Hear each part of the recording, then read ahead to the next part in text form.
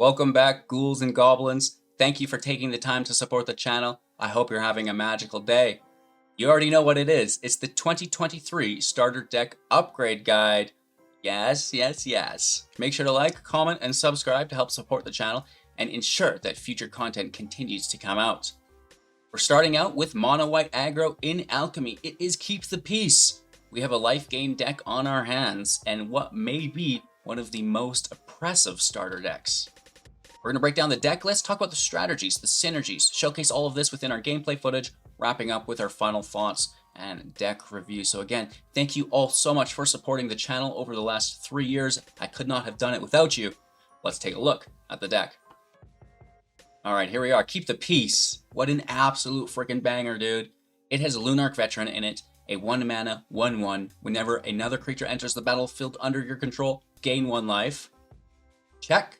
And then we're comboing this with things like the Hallowed Priest for 2 mana as a 1/1, and whenever you gain life, put a +1/+1 counter on the Hallowed Priest, right? So the Lunarch Veteran is in play. Whenever a creature enters battlefield, you gain life. Whenever you gain life, put a counter on the Priest, right?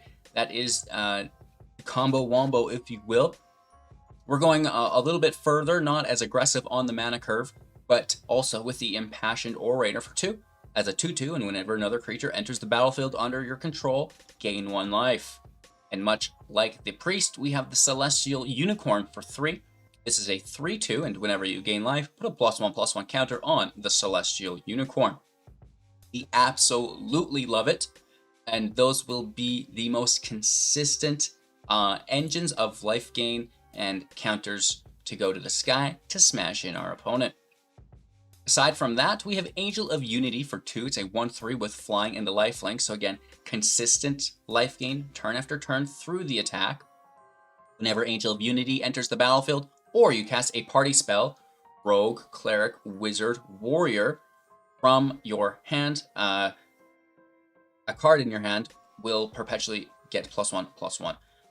The card doesn't actually have to be cast from your hand, but the card that gets the perpetual +1/+1 must be in your hand. A little bit of a misread here. But however, either way, the Angel of Unity is an absolute house, allowing your creatures to be stronger as they enter, right? We love this.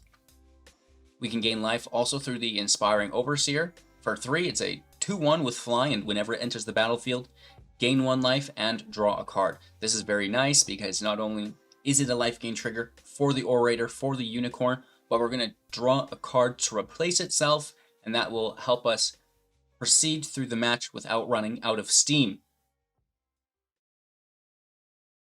We have Lulu, Forgotten Holophant, in the deck for 3 mana as a 1/3 with flying. When it enters the battlefield, you get a boon, which is a little emblem to the side, and whenever you cast your next creature spell without flying, it perpetually gains flying. So this is very, very nice, because we can give the Priest flying. We can give the Unicorn flying as they grow each turn, and now, it's like a 7/6 flyer or something. That will be fantastic.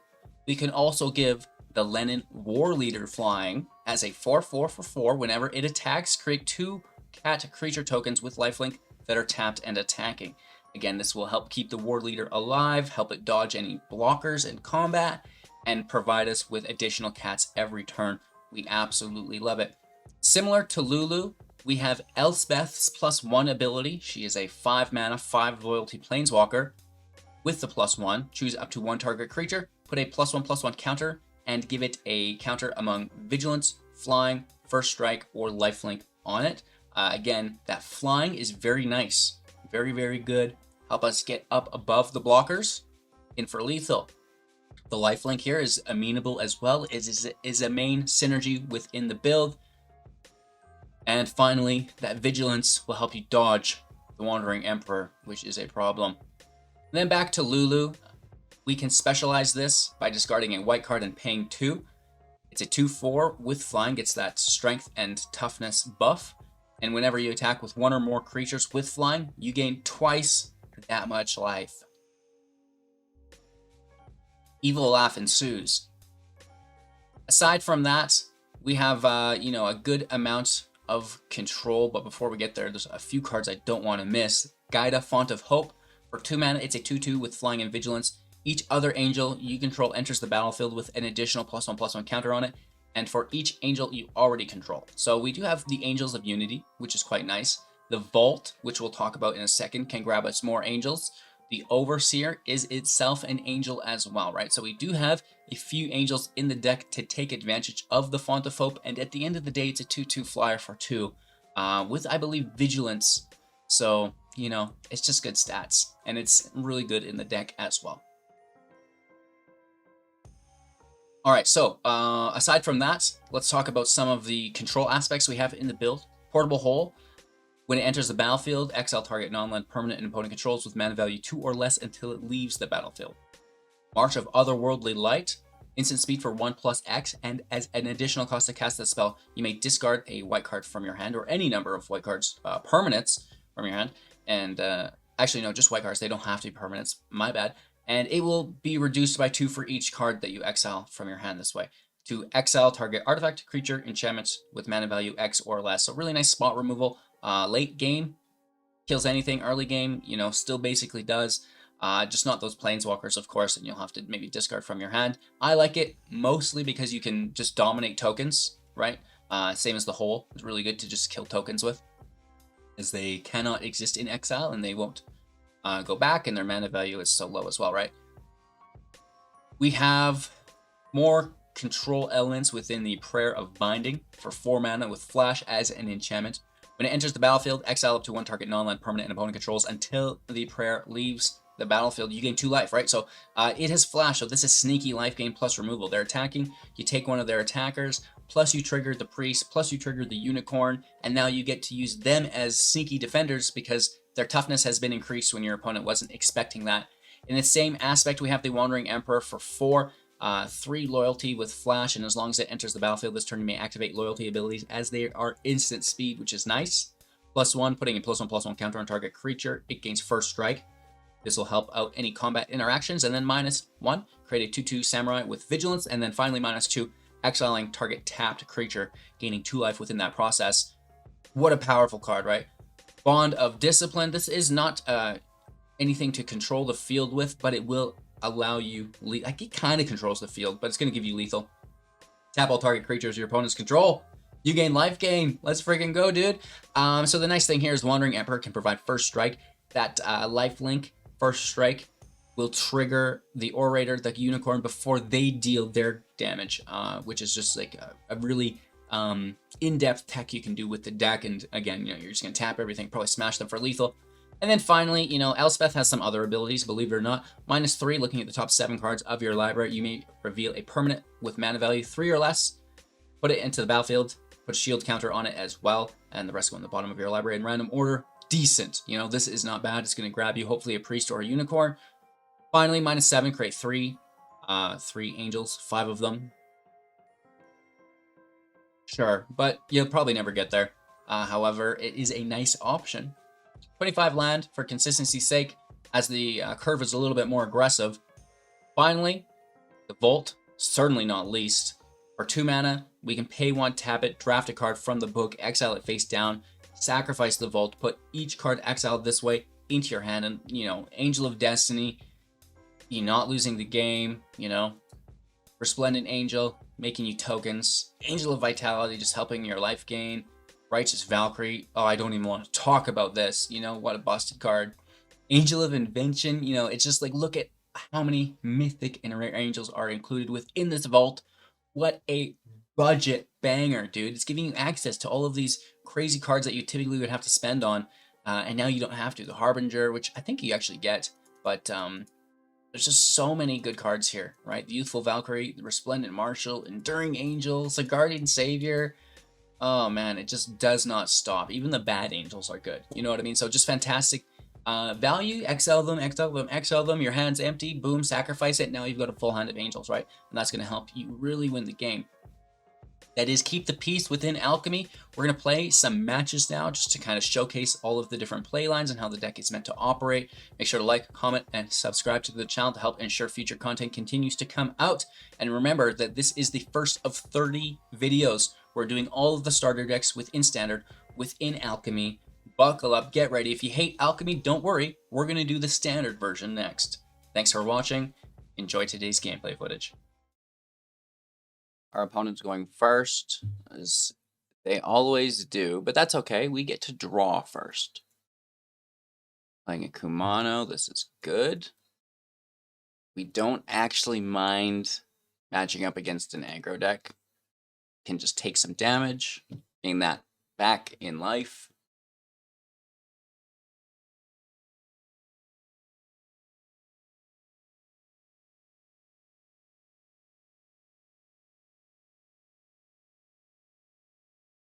Some Gobos coming down. That's interesting. Hordemaster is a fantastic card, and we see a Surgeon played right after. Beautiful. Enlisting. 5-2. We better just doggone take it, eh?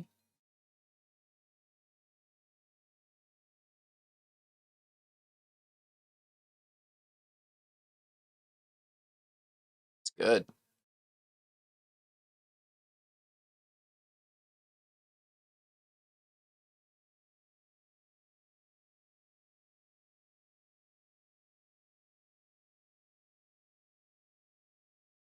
The order in which we play these doesn't matter.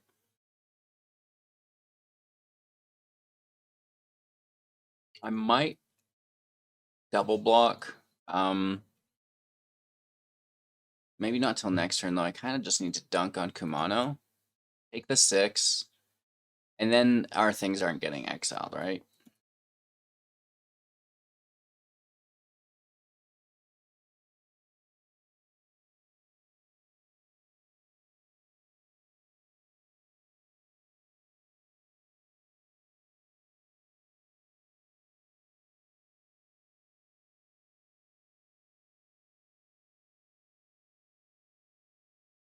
Pretty good.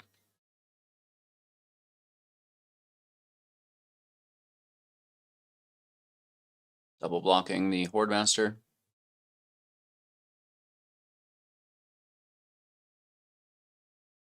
Not great, but it's going to help us continue. Orator out. Draw a card, gain 1 life. To 15. To 16 off the Orator.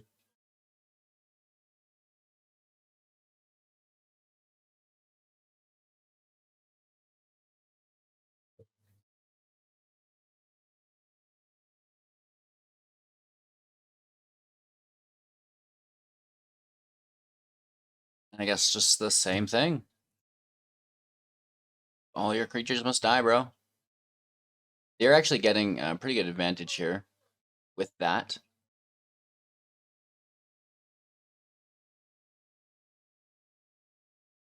Let's see if our unicorn can survive and power up. They're stuck on 2 lands, which is typical goblin shenanigans, you know?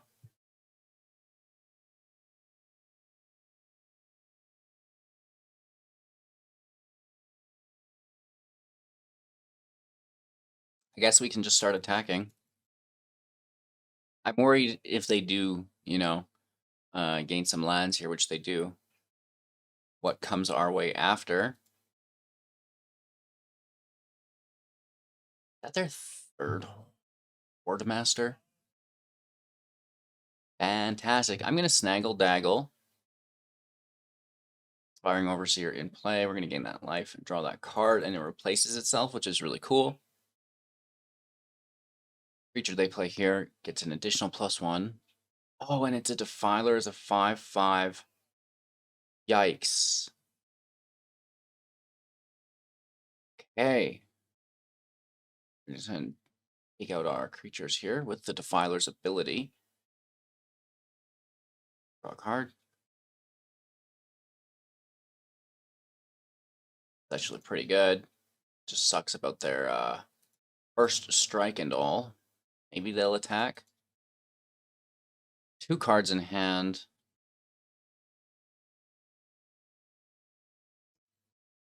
Mono's dead in the water. We're going to take out an Inspiring Overseer. We gain life here. Goblin spells you cast cost 1 less to cast. Doesn't require red. It costs 1 generic less to cast. Nice land. At the beginning of your end step, conjure a random card from the array spellbook into your hand. Dang, dude. So that's going to continue to help the Defiler pop off.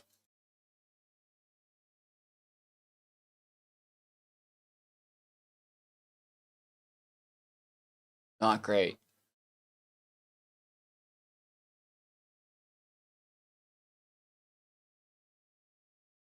No blocks? Question mark, question mark, question mark.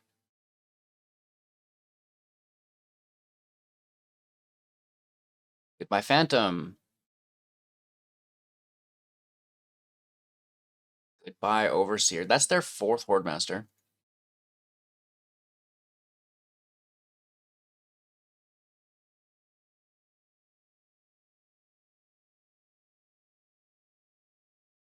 Isn't great. Except for the flying.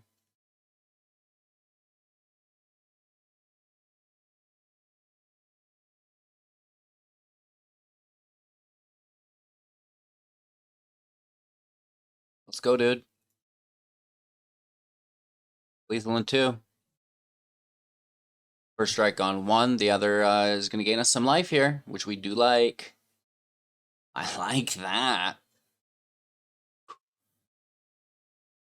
The land in hand as a bluff. We're at 16. They're hitting for 5, 9, 10, 11, 12 confirmed. 13, 14 with the Defiler. That counts as 1, so they're just 1 damage off. If they can cast this spell from hand, that's lethal. Oh, that's really good because the Horde Master with the sacrifice draws a Trap Finder. Trap Finder does more damage. Oh my lord, that was good. But that's lethal. Yeah. 12 damage, 1 card in hand. No? Oh, wow. What a close game. What a close game that was. Dang, dude. And it's all that life gain. You know, it may not have been a ton of it, but it was enough to keep us alive, get the kill. Going first with a nice curve, looking for our 3rd land so we can draw, but we have some removal. Right, we can easily just toss this bond. There it is. Let's attack first. Our 2nd Lunarch Veteran in play. First one will gain life on its entry. Spirited Companion, very good.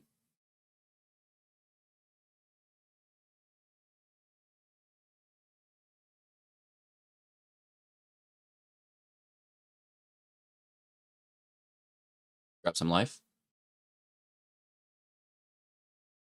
Try to take out this companion. I'm totally okay with it, because we can replay this veteran, you know? Keep in mind that it will be Spirit Cleric, which re-triggers the Angel of Unity.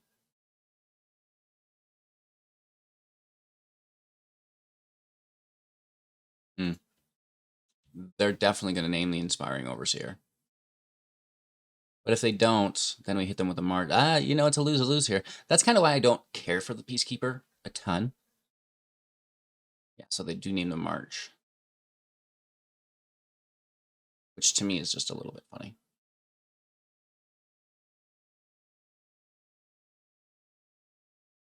Phantom in play, triggers the Angel. Need some life.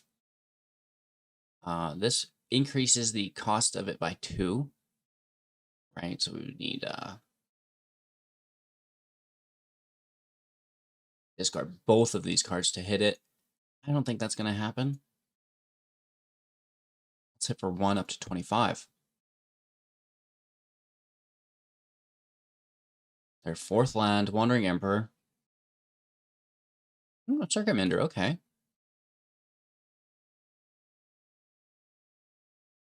For 3, it does have Vigilance. I'm going to take it, right? And that's one of the benefits, again, having life gain in your deck is that, well, I just don't care. Hit me, dude. You're like one of those villains. Is that the best you've got?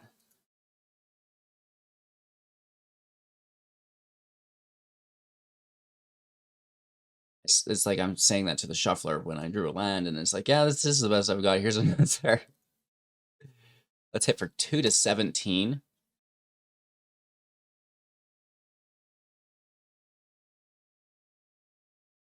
They see our bond. It's not that threatening.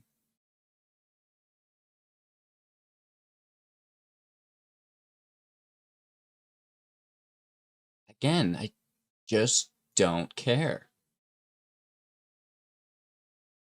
Cool, dude. What's mine say? Planes, what's mine say? That's not funny. So this will cost an additional 2. Right? So 3. And then we have 3, which is pretty good. It puts us in a nice situation.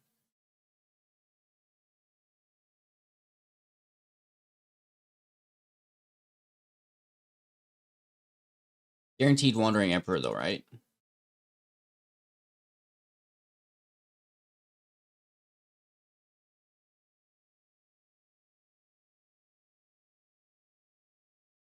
Guaranteed Wandering Emperor. I'm not dumb. Just paranoid. Okay.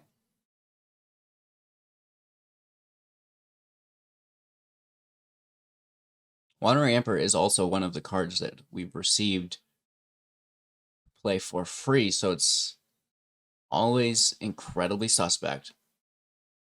Chances are they hold up their 4 lands here again, and it's like, oh wow, nice.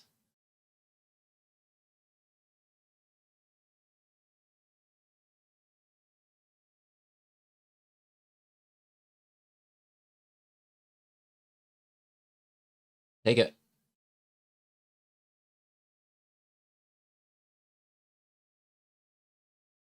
Ooh. Did someone say vigilance? I don't know about you, but that's what I heard.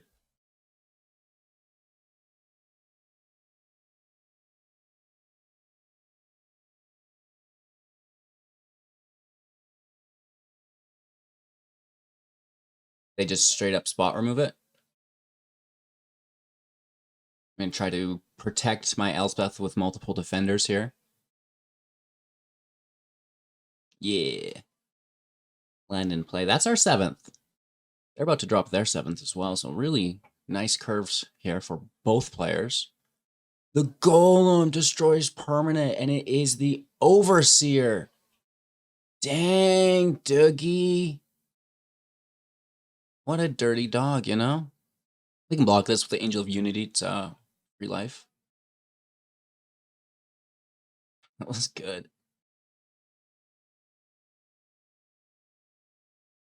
We should have put the Unicorn in first.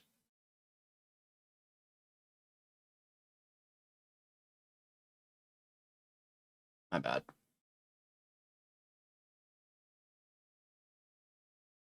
Take the draw, whatever. Cool.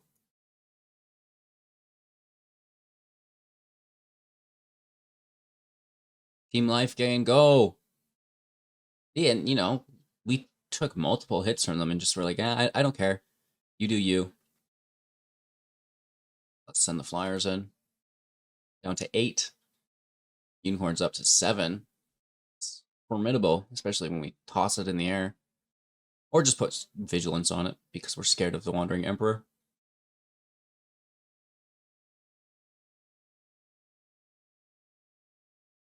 Companion takes a draw. I like it. I mean, it's good.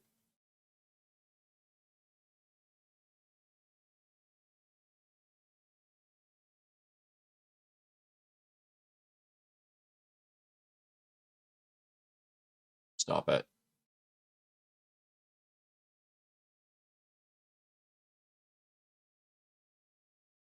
I'm going to push up the Priest.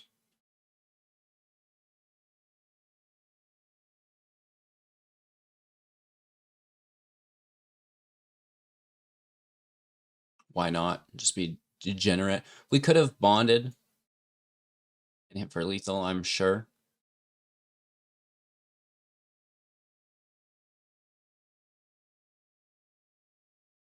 But again, I'm just tossing Vigilance on the Unicorn this time. Next turn, it can grab Flying.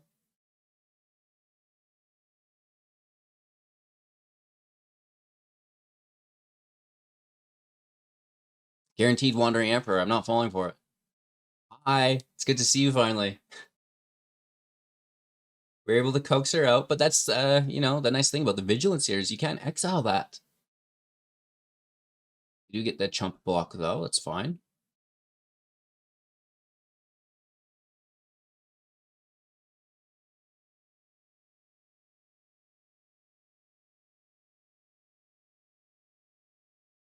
Wedding Announcement. Interesting. Restoration. Another very good card. It's a good mirror match we have here. These are all rares included within the 2023 bundle. From the life gain there. And then the first strike on it. Oh, who's a dirty dog? Woof, baby. I like that. Cheers.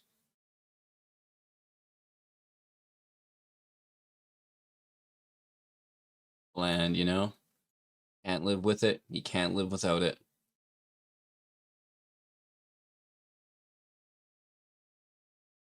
Good game. We tap all our creatures with our bond. We push up. They're tapped anyways, you know? Hello! Holy Toledos. What a deck. What an experience. I know that Magic can be a frustrating place sometimes.